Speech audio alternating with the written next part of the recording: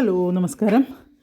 രത്നസോമിലി കിച്ചണിലേക്ക് എല്ലാവർക്കും സ്വാഗതം. അപ്പോൾ നമുക്ക് ഇന്നത്തെ പവിത്രത്തിൻ്റെ കഥ എന്താണെന്ന് നോക്കുകയാണ്. അപ്പോൾ മറ്റേ വിക്രമിനെ ശ്രീനിവാസൻ സാറ് പുറത്താക്കിയതിൽ വളരെ സങ്കടപ്പെട്ട് വർക്ക്ഷോപ്പിൽ പോയിരിക്കുന്ന വിക്രമിനോട് പറയുന്നുണ്ട്. പിന്നെ ജോസഫും രാജേട്ടനും പറയുന്നുണ്ട്, ഞങ്ങൾ നീ പോയതിന് ശേഷം ശ്രീനിവാസൻ സാറെ കണ്ടിരുന്നു. അപ്പോൾ ഞങ്ങൾ എന്നിട്ട് നിന്നെ കുറിച്ച് സാറിനോട് സംസാരിക്കുകയും ചെയ്തു. അപ്പോൾ ആ സംസാരിച്ചത് എന്താണെന്ന് വിക്രമിനോട് പറഞ്ഞു കൊടുക്കുകയാണ് പിന്നെ രാജൻ സാർ. രാജേട്ടനും ജോസഫും കൂടെ.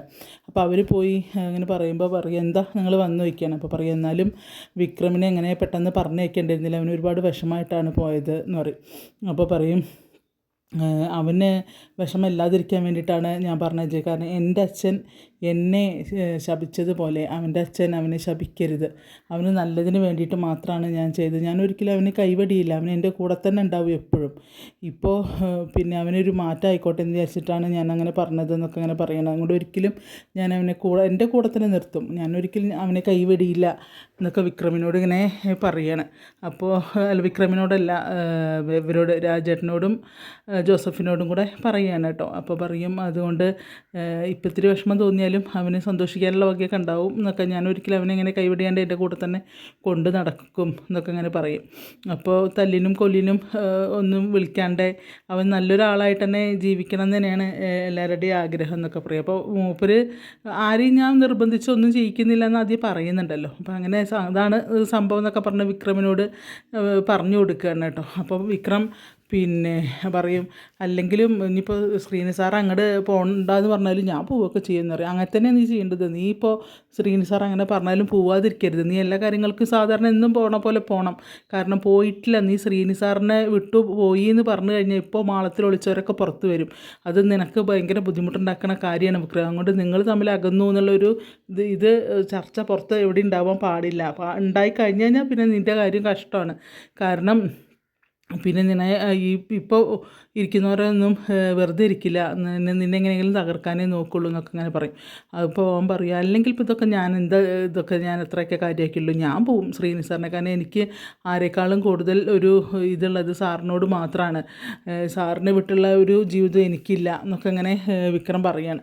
അങ്ങനെ പറഞ്ഞുകൊണ്ടിരിക്കുന്ന സമയത്താണ് രാധ വരുന്നത്. അപ്പോൾ പറയും, അതാ വരണോ നടക്കുള്ള അടുത്ത കക്ഷി, നീ എന്താ വെച്ചാൽ ചെയ്തോ, നീ നമുക്ക് എങ്ങനെ വേണമെങ്കിലും അതിനെ കൈകാര്യം ചെയ്യാൻ വരുന്നുണ്ട് എന്നറിയാം. നിന്നെ വിടാതെ പിടികൂടി ഇരിക്കുക പറയുമ്പോൾ കാണാൻ രാധ വരണം. അപ്പോൾ പറയും, രാധയെ കാണുമ്പോൾ വിക്രം അവിടെ നീക്കുകയാണ്. അപ്പോൾ പറയും, വിക്രമേട്ടാ, നിങ്ങൾ എന്നോട് വെറുതെ പറഞ്ഞതാണല്ലേ, നിങ്ങൾ നുണ പറഞ്ഞതാണല്ലേ, നിങ്ങൾ എന്നോട് സംസാരിക്കുക ഒരു ആണുങ്ങളെപ്പോലെ നിന്ന് സംസാരിക്കും പ്രവർത്തിക്കുകയും ചെയ്യണം. നിങ്ങൾ ഇതുവരെ ഒരു ആണാണെന്നാണ് ഞാൻ വിചാരിച്ചതെന്നൊക്കെ പറയുമ്പോൾ, നിനക്ക് എന്താ രാധേ, നിനക്ക് വേറെ പണിയൊന്നും ഇരിക്കുമ്പോൾ നിങ്ങളല്ലേ പറഞ്ഞത് പിന്നെ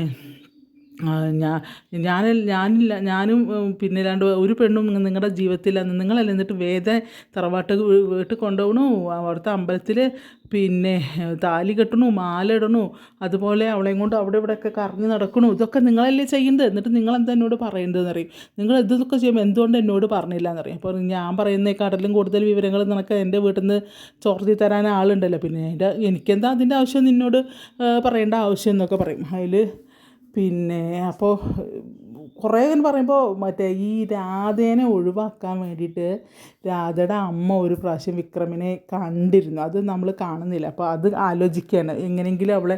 അപ്പോൾ ഇങ്ങനെ ഇവരെ കാണുമ്പോൾ ചോദിക്കുക, എന്താ ചേച്ചി എന്ന് ചോദിക്കുമ്പോൾ പറയും, മോനെ എനിക്ക് നിന്നോടൊരു കാര്യം പറയാനുണ്ട്. അപ്പോൾ രാധയുടെ കാര്യം എടുത്ത് ചോദിക്കുക. പറയും, ഞാനൊരിക്കലും രാധ അങ്ങനെ കണ്ടിട്ടില്ല എന്ന് പറയുകയാണ് അവരോട്, ഈ രാധയുടെ അമ്മയോട്. അപ്പോൾ പറയും, അത് എനിക്കറിയാൻ മോനെ, പക്ഷെ അവൾ നിന്നെ ചുറ്റിപ്പറ്റിയാണ് ഈ നടക്കുന്നത് മുഴുവൻ. നീയും അവളായിട്ടുള്ള ജീവിതമാണ് അവൾ സ്വപ്നം കാണുന്നത്. എത്ര പറഞ്ഞു കൊടുത്തിട്ട് അവൾക്ക് മനസ്സിലാവണില്ല. അതുകൊണ്ട് നീ ഒരു കാര്യം ചെയ്യണം, അവളടുത്ത് വരുമ്പോൾ അവളെ വെറുപ്പിക്കുന്ന തരത്തിൽ പറയണം അവളോട്. അവൾ അവസാനം ഇങ്ങനെ ഒരാളെയാണല്ലോ ഞാൻ സ്നേഹിച്ചതെന്ന് പറഞ്ഞ് അവൾ പോകണം. അല്ലാണ്ട് അവൾ മോനെ വിട്ട് പോയില്ല. എത്ര ഞാൻ പറഞ്ഞു കൊടുത്തിട്ട് അവൾക്കത് മനസ്സിലാവണില്ല. അതുകൊണ്ട് അവൾ മോനെ വിട്ട് പോകണം. അതിനെന്താ വേണ്ട വെച്ചാൽ ചെയ്യാൻ പറയുകയാണ് കേട്ടോ. അപ്പോൾ രാധയുടെ അമ്മ അപ്പോൾ പറയും, അപ്പോൾ അതാണ് ആലോചിക്കുക. അപ്പോൾ പറയും എന്ത് വന്നാലും മോന് എനിക്ക്, അപ്പോൾ അവൻ പറയുക എനിക്ക് അങ്ങനെ ഒരു ലൈഫില്ല. അവളെന്ന് പറഞ്ഞാൽ ഞാൻ അങ്ങനെ അവളെ കണ്ടിട്ട് ഞാൻ അവളോട് പറഞ്ഞിട്ടുമില്ല. അവൾ പിന്നെ എന്താ അങ്ങനെ ആയെന്ന് അറിയാം. ചെറുപ്പം മുതലേ കളിച്ച് വളർന്നൊരു കുട്ടി എന്നുള്ള നിലയിൽ മാത്രമേ ഞാൻ അവളെ കണ്ടിട്ടുള്ളൂ, അല്ലാണ്ട് ഞാൻ അവളെ ഒരു രീതിയിലും കണ്ടിട്ടില്ല അറിയാം. അപ്പോൾ രാധയുടെ അമ്മ പറയും എനിക്കറിയാം മോനെ, അതൊക്കെ എനിക്കറിയാം, പക്ഷെ അത് അവൾക്ക് പറഞ്ഞാൽ മനസ്സിലാവണ്ടേ. അപ്പോൾ മോൻ അതിനെന്ത് വേണമെങ്കിലും ചെയ്യാം എന്നൊക്കെ ഇങ്ങനെ പറയുക. അപ്പോൾ അതാണ് ആലോചിക്കുക. അപ്പോൾ ഇവള് തട്ടിക്കയറുകയാണ്, നിങ്ങൾക്ക് നാണമുണ്ടോ മനുഷ്യ, നിങ്ങൾ അങ്ങനെയാണ് ഇങ്ങനെയാണ് അപ്പടിയാണ് എന്നൊക്കെ പറഞ്ഞിട്ട് വിക്രമിനോട് ദേഷ്യപ്പെടുക. അവസാനം പറയും നിനക്ക് എന്താ അറിയേണ്ടതെന്ന് ചോദിക്കും. അപ്പോൾ പറയും വേദി എനിക്കിഷ്ടമാണ്, അത് അവൾക്ക് ഇഷ്ടമായി, എന്നോട് ഇഷ്ടമുണ്ടായിരുന്നു എന്ന് എനിക്കറിയില്ല, പക്ഷേ എനിക്ക് അവളെ ഇഷ്ടമായിരുന്നു. അങ്ങനെയൊക്കെ ഈ പിന്നെ സാഹചര്യം വന്നപ്പോൾ ഞാൻ കല്യാണം കഴിച്ചാണ്. അവളേ ഉള്ളൂ ഇനി എൻ്റെ ജീവിതത്തിൽ വേറെ ഒരു പെണ്ണില്ല, അവൾ മാത്രമേ ഉള്ളൂ. എൻ്റെ ജീവിതം മുഴുവൻ ഞാൻ അവൾക്ക് മാത്രമായിരിക്കും. എന്താ മതിയോ എന്ന് ചോദിക്കുകയാണ്. ഇനി എന്താ നിനക്ക് കൂടുതൽ അറിയേണ്ടത് പറഞ്ഞു. ഞാൻ ഇനി ഒരു ജീവിതം മുന്നോട്ട് നയിക്കണമെങ്കിൽ വേദയുടെ കൂടെ മാത്രമായിരിക്കും, അതിൽ നിനക്കൊരു സ്ഥാനമില്ല എന്നിങ്ങനെ പറയുമ്പോൾ അവളിങ്ങനെ ഷോക്കിൽ നിൽക്കുകയാണ് രാധ. അതുകൊണ്ട് മേലാൽ എൻ്റെ പിന്നാലെ ഇതും പറഞ്ഞ് നീ വരരുത്, ഞാൻ നിന്നെ എത്ര വട്ടം ഞാൻ നിന്നോട് പറഞ്ഞിട്ട് നിന്നെ ഞാൻ അങ്ങനെ കണ്ടിട്ടില്ല എന്നുള്ളത്. അപ്പോൾ എന്നിട്ടും നീ എൻ്റെ പിറകെ വരരുത്, കാരണം എൻ്റെ ലൈഫിൽ ഇനി വേദ മാത്രമേ ഉള്ളൂ. അവൾ എന്നെ എന്നാ ഇഷ്ടപ്പെടുന്നത് വെച്ചാൽ അതുവരെ അത് കഴിഞ്ഞ് ഞങ്ങൾ തന്നെയാണ് ഒരുമിച്ച് ജീവിക്കാൻ തീരുമാനിച്ചിരിക്കുന്നതും ഇതൊക്കെ പറയും. അങ്ങോട്ട് മേലാൽ നീ എൻ്റെ പിന്നാലെ വരരുത് പറഞ്ഞിട്ട് അങ്ങോട്ട് വിട്ടണ. അതൊക്കെ അങ്ങനെ ഒരു ഷോക്കാവുകയാണ്. അങ്ങനെ അവളങ്ങോട്ട് പോവും. അങ്ങനെ പോകുമ്പോൾ ജോസഫ് എല്ലാവരും കാണുന്നുണ്ട്. അപ്പോൾ പറയും എന്നാലും അങ്ങനെയൊന്നും അവളോട് പറയേണ്ടിയിരുന്നില്ല, കാര്യം പറഞ്ഞാൽ മനസ്സിലാക്കി കൊടുത്താൽ മതിയായിരുന്നു എന്നറിയാം. അപ്പോൾ പറയും എത്ര പറഞ്ഞാലും മനസ്സിലാവുന്നില്ല, എത്ര പറഞ്ഞു കൊടുക്കുക ഞാനിത് എന്നൊക്കെ അങ്ങനെ പറയും. അപ്പോൾ പറയും എന്നാലും എടാ ഇപ്പോഴത്തെ ചെറുപ്പ പിള്ളേരാണ്, അവരുടെ മനസ്സെങ്ങനെയെന്ന് നമുക്ക് പറയാൻ പറ്റില്ല, കൈവിട്ട് പോലെ അവൾ അങ്ങനത്തെ പ്രശ്നമൊന്നും ഉണ്ടാക്കില്ല എന്നൊക്കെ ഇങ്ങനെ പറയും. പക്ഷേ ഇങ്ങനെ അവളുടെ അമ്മ ഇങ്ങനെ പറഞ്ഞ വിവരമൊന്നും അവർ ആർക്കും അറിയില്ലല്ലോ. അങ്ങനെ അത് അറിഞ്ഞിട്ട് അവൻ പറയും എത്ര നാളായി ഇതിങ്ങനെ തുടങ്ങിയിട്ട്, എത്ര പറഞ്ഞാലും അവൾക്ക് മനസ്സിലാവുന്നില്ല, അവൾക്കൊരു നല്ല ഭാവി വേണ്ടേ, അതിന് വേണ്ടിയിട്ടാണ് ഞാനിങ്ങനെ പറഞ്ഞത് എന്ന് പറയുന്നത് കേട്ടോ വിക്രം. അത് കഴിഞ്ഞ് പിന്നെ അങ്ങോട്ട് പോകുമ്പോഴേക്കും കാണാൻ അടുത്ത ആൾ വരുന്നു.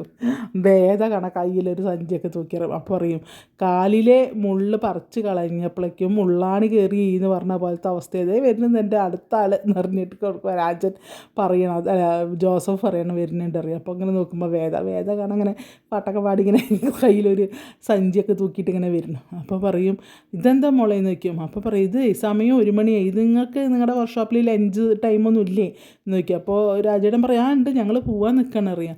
അപ്പോൾ അറിയാം അല്ല വിക്രമിനുള്ളത് എൻ്റെ ഭർത്താവിനുള്ള ഭക്ഷണം കൊണ്ട് വന്നതാണ് ഞാൻ. ഈ സിനിമകളിലൊക്കെ കണ്ടിട്ടില്ലേ വയലിൽ പണിയെടുക്കുന്ന ആൾക്കാരുടെ ഭാര്യമാർ അവർക്കുള്ള ഭക്ഷണം കൊണ്ട് പോണത്, അതുപോലെ ഞാൻ എൻ്റെ ഭർത്താവിന് വേണ്ടി ഭക്ഷണം കൊണ്ട് വന്നതാണെന്നിങ്ങനെ പറയുകയാണ് കേട്ടോ വേദ. അപ്പോൾ അത് ശരി. അപ്പോൾ ജോസഫാണ്ട് പാടാൻ തുടങ്ങുക, എല്ലാം വറുത്തതുണ്ട് കരിമീൻ, കുടംപുളി ഇട്ട് വെച്ച നല്ല ചെമ്മീൻ കറി ഉണ്ട് എന്നൊക്കെ പറഞ്ഞ് പാട്ടുപാടി ഭയങ്കര ഡാൻസ് എല്ലാവരും കൂടെ, അതിൻ്റെ കൂടെ വേദിയും കൂടും. അപ്പോൾ പൊക്കണം എല്ലാവരും കൂടെ എന്ന് പറഞ്ഞ് ദേഷ്യം വന്നിട്ട്. അപ്പോൾ ഇല ചോദിക്കുകയാണ്. അപ്പോൾ രാജനോട് ജോസഫിനോട് പറയണ ഒരു ഇല കഷ്ണം കിട്ടുമോ ജോസഫേട്ടാ. പറയുമ്പോൾ അതിനെന്താ കൊണ്ടുവരാമല്ലോ എന്നറിയാം. അപ്പോഴാണ് ഈ പാട്ട്, നീ ഇവിടെ ഇല കൊണ്ടുവന്നിട്ടുണ്ടെങ്കിൽ ഞാൻ നിന്റെ കൈ വെട്ടുമെന്നറിയും. അപ്പോൾ രാജേട്ടൻ പറയുക നീ കയ്യും കാലും ഒന്നും വെട്ടണ്ട, കാരണം ഞങ്ങൾക്ക് സ്ക്രൂ ഡ്രൈവർ പിടിക്കേണ്ട കൈയാണ്, വാടാ അവർ ഭാര്യയും ഭർത്താവോടെയും കൊച്ചു വർത്തമാനമൊക്കെ പറഞ്ഞ് ഭക്ഷണം കഴിക്കട്ടെ, നമുക്ക് പോകാൻ എന്നിട്ട് അവർ 3 പേരും കൂടി അങ്ങോട്ട് പോകും. അപ്പോൾ നിന്നോട് ആരാ ഇങ്ങോട്ട് കൊണ്ടുവരാൻ വേണ്ടി പറഞ്ഞു പറയും. പിന്നെ രാവും പകലും വർഷപ്പ് കടന്ന് പണിയെടുക്കുന്ന ഭർത്താവിന് ഭക്ഷണം കൊണ്ട് വരണേ, പട്ടിണി കിടക്കാൻ പാടുണ്ടോ എന്നങ്ങനെ ഒരു ചെറിയ പരിഹാസത്തോടു കൂടി തന്നെയാണ് വേദ പറയുന്നത്. എന്നിട്ട് ഒരു സ്റ്റൂൾ എടുത്ത് വെച്ചിട്ട് ഒരു പ്ലേറ്റ് കൊടുത്തിട്ടുണ്ടാവും, ആ പ്ലേറ്റിലൊക്കെ ചോറൊക്കെ വിളമ്പി ചോറും കൂട്ടാനൊക്കെ. അപ്പോൾ പാട്ടും പാടിയിട്ടാണ് വിളമ്പുള്ളത്, കുടംപുളി ഇട്ട് വെച്ചാൽ നല്ല ചെമ്മീൻ കറി ഉണ്ടെന്നൊക്കെ പറഞ്ഞ് പാട്ടൊക്കെ പാടി ചോറ് കൊടുക്കുക, കഴിക്കണം വിക്രം സാറേ എന്നൊക്കെ തന്നെ പറയും. അപ്പോൾ അങ്ങനെ നോക്കുകയാണ്, നീ ഇതെടുത്തും കൊണ്ട് പോകുമെന്ന് പറയുന്നുണ്ട് കേട്ടോ ആദ്യം. അപ്പോൾ അതൊന്നും പറ്റില്ല. എന്നിട്ട് പക്ഷെ അതൊന്നും കൂട്ടാക്കണ്ട, പാവം അത് വിളമ്പാണ്. എന്നിട്ട് കൈ കൊടുക്കുന്ന സമയത്ത് ഒരൊറ്റ തട്ടുമ്പോൾ അത് ഷോക്കാവുകയാണ്, നമ്മുടെ വേദയ്ക്ക് ഭയങ്കര ഷോക്കാവുകയാണ് ചോറ് തട്ടിക്കളയുമ്പോൾ. ചോറ് തട്ടിക്കളയുമ്പോൾ നിങ്ങൾ എന്താ കാണിച്ചത് വയ്ക്കും. എന്നിട്ട് ആ ചോറ് വാരി എടുക്കുകയാണ്. അപ്പോൾ പറയും ഈ അന്നം ഉണ്ടാക്കാൻ വേണ്ടിയിട്ട് നിങ്ങളുടെ അച്ഛൻ്റെ വിയർപ്പ് നിങ്ങൾ ഓർത്തിട്ടുണ്ടോ എപ്പോഴെങ്കിലും, ഇത് നിങ്ങൾക്കും കൂടി ചേർത്താണ് നിങ്ങളെ അമ്മ ഉണ്ടാക്കിയത്, അത് നിങ്ങൾ ആലോചിച്ചിട്ടുണ്ടോ? നിങ്ങളൊന്നും ആലോചിക്കില്ല. ഈ ഭക്ഷണത്തിന് ഭക്ഷണത്തിന് വേണ്ടി കരയുന്ന ഓരോ ജീവികളെയും കുറിച്ച് നിങ്ങൾ ആലോചിച്ചിട്ടുണ്ടോ എന്നൊക്കെ പറഞ്ഞാൽ ആ ചോറ് അങ്ങനെ വാരിയെടുക്കുകയാണ്.